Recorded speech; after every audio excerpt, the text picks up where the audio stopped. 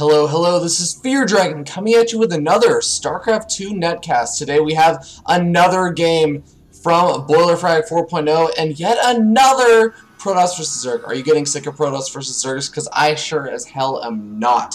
Loving the Protoss vs. Zerg matchups is still a lot for me to learn about them. So I'm enjoying just looking and seeing what these great high-level players are doing in their Protoss vs. Zerg matchups and Zerg vs. Protoss. So let's go ahead and introduce these players. Down here in the bottom right-hand corner of Ohana, we have the blue Protoss player. His name is Moki, also known as Moki in this matchup. He's going to be throwing down that pylon and sending out that probe for that Forge Fast Expand and the early scout. On his opponent up here in the top left-hand corner, he is spawning as the green Zerg. Can he overcome his Protoss opponent? His name is Murazor. Once again, Boilerfrag 4.0, a part of Purdue's biggest LAN over here at Purdue in Indiana. So both these players playing for high stakes, they know each other, they should know a lot of each other's builds, they should be able to psych each other out with a little bit of talking, such as this. Saying Murazor, just saying, hey, you know what, don't worry, I'm six pooling, just go ahead and play super cautious. Moki not going to be fooled by it. He knows his probe is already over here, but Murazor just wants to make sure, you know, in case Moki decided not to look at his probe and he just took his, I mean, they're friends over here at Purdue, so they obviously trust each other. Murazor going to be banking on that, but it looks like Moki's not going to have anything of it. Maybe Moki knows Murazor a little too well. But at the same time, we're going to see the drone blocking the Nexus from going down for Murazor, and Moki is going to be blocking the hatchery from going down over here at Murazor's base. So a bit of a funny situation, both players being as annoying as possible. And it looks like that that probe is actually going to throw down the pylon. Unfortunately, it doesn't look like that drone gets to save on opportunity. He's not going to be throwing down the proxy hatchery. He's actually just going to die in the middle of theirs. I think, is that actually one space off? Should that be one space over? No, I must be seeing things. But anyways, we do see that Murazor is going to avoid his own annoyance of this pylon over here by just taking the third over here. But at the same time, Moki's not going to have anything of it. The Forge was thrown down first, so he's already going to have the potential to start throwing down some cannons. But does Murazor see? He does not! This is one of the biggest issues with taking an earlier expansion as a Zerg player. It's that it can be very difficult to take this expansion over here before you get those that spawning pool up along with those Zerglings, and that looks like the Zerglings did manage to pick off that pylon blocking the natural expansion from Murazor, but these Zerglings are going to come in. They're going to be able to see that there is this cannon down over here, so this cannon will most likely have to be canceled. Yes, there is the cancel, so it looks like a Moki ends up just wasting a little bit of minerals, not a lot, about 100 for the pylon, and I think somewhere around, I actually don't know. What is 25% of 150? It must be something like 50, between 25 and 50, I believe.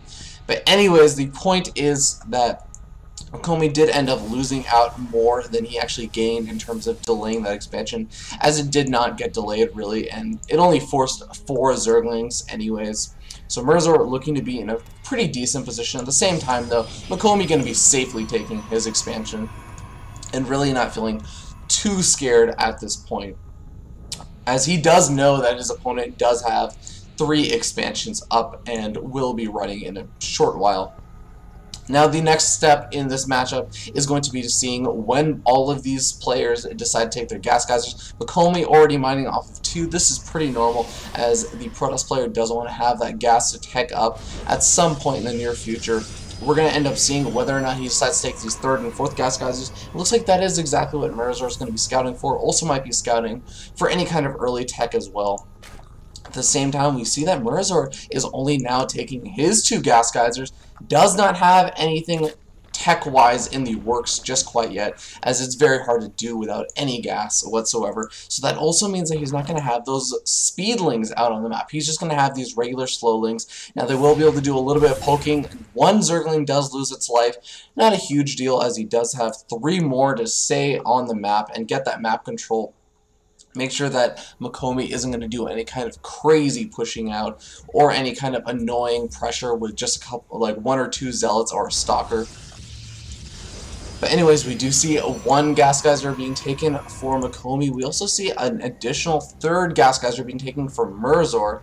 Oh, Murazor might be supply blocked at this point. A very interesting thing, as both of these players must be very tired. These games were actually played around pretty gosh darn early in the morning, as Boilerfrag is a 24-hour LAN. These games were most likely played around 4 or 5 in the morning. Supply blocks, not exactly going to be the most uncommon thing to happen, as both these players are playing in a high-stress situation.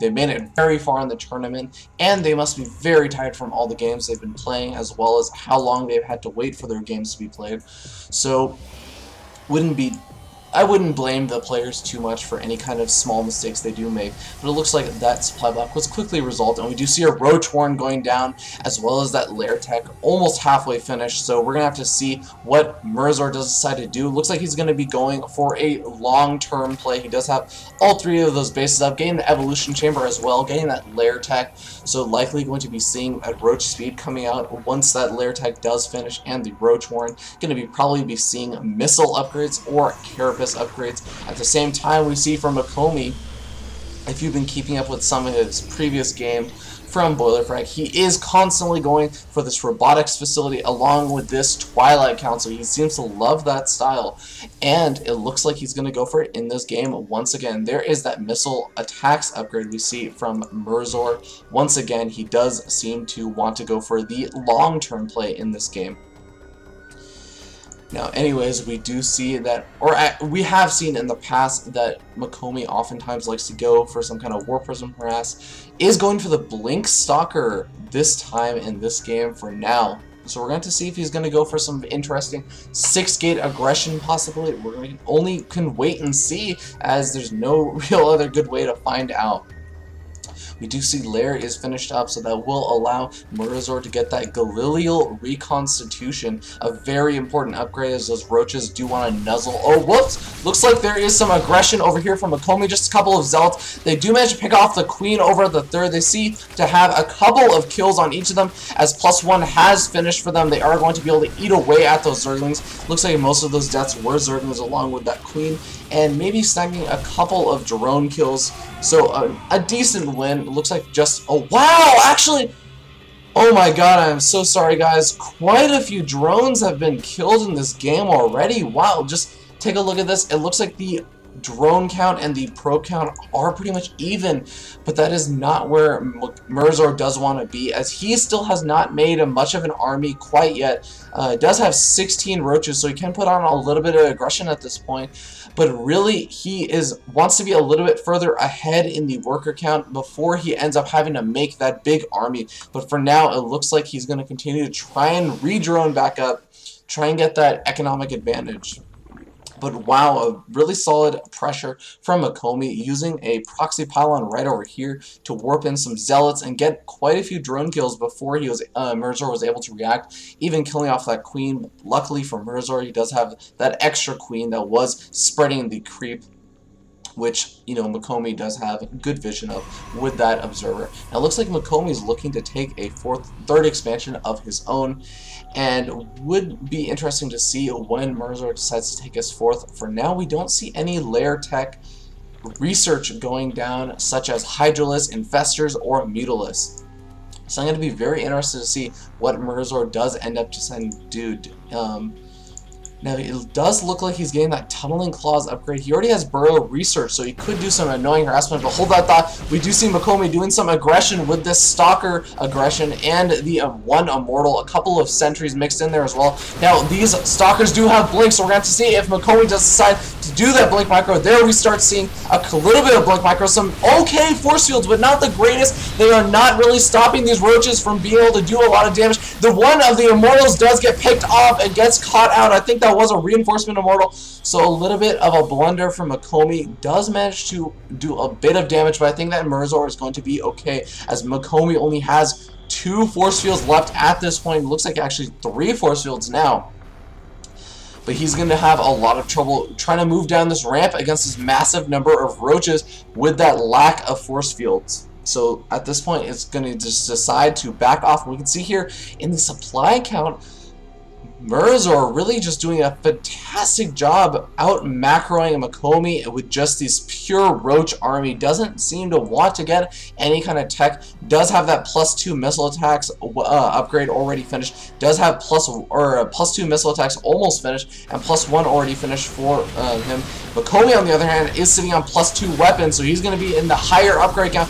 Now Murazor actually going in, he's just going to go ahead and sacrifice all these roaches, kill off the 3rd. Now he does have that tunneling claws, but it's not going to be too useful as the observer is already out and in for Mokomi. Now it looks like Murazor is just going to go ahead and snipe off as much as he can. He might be able to get all of the immortals of Mokomi, so that's going to be a nice win indeed. But unfortunately, all of these roaches will get picked off. We do see additional roaches getting made, and we can see here in the units counting station, 31 roaches already remade, and a couple of them already making their way across the map. So Murazor really just powering roaches, saying, I don't need tech, you can get your tech and have fun with that. I am just going to go with a pure roach ball and just completely out macro you at this point. So it looks like that is going to be Murazor's game until this fire completes at least. And now Murazor continuing to put on additional aggression as those reinforcement roaches do make their way across the map. We do see a 4th down for Murazor, so he's already denied this 3rd from Mokomi. He might try and continue to deny it. I think that would be a wise decision, as long as he can just continue to press out this economic advantage against Mokomi by continuing to deny this 3rd until those mutalisks get out. He's going to be in a fantastic position. Now there are some Colossus coming out for Mokomi, so Murazor is going to have to be very careful about that, but Murazor is going to feel content just constantly trading his army with Mokomi. He knows that because he has that economic advantage, he can afford to do these kind of trades, and as long as he can continue to deny the 3rd expansion of Mokomi, he's still going to be in a fantastic position. Now this Colossus is going to be trying to get a couple of kills. The +2 is finished, and +3 almost finished, so he's going to be able to do a lot of damage to these roaches, but not before his 3rd gets denied, and that's going to cause so many problems. Mokomi is already running so low on money in his main. His natural is going to start to get mined out very soon, and Murazor is going to be sitting on this huge bank. Oh, but it looks like the reinforcement pylon of Mokomi is going to be able to do a lot of damage with these warped-in proxy zealots.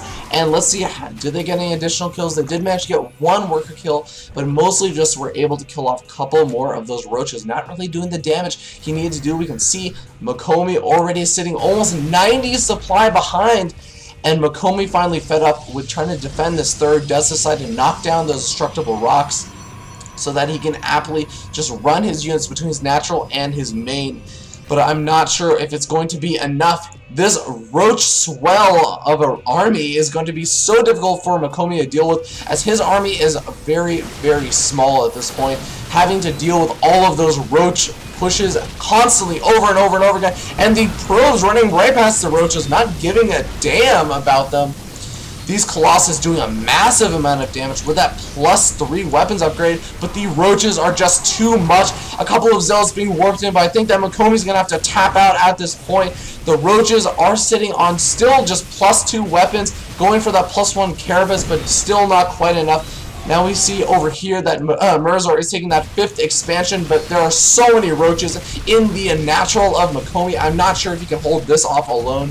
And a couple of roaches are being split up, very good, well controlled by Murazor, controlling over and sending a couple to send off to just deny that third expansion, sending a couple over here to the natural, sending a couple into the main, and it looks like Mokomi forced to tap out. Clearly not really liking this map that much. So that's going to be a GG from Mokomi. That, remember, this is a best of 3 series, so still you have to stay tuned and find out in game 2 if Mokomi can bring back this series. I'll see you guys in that game. Thank you so much for tuning in.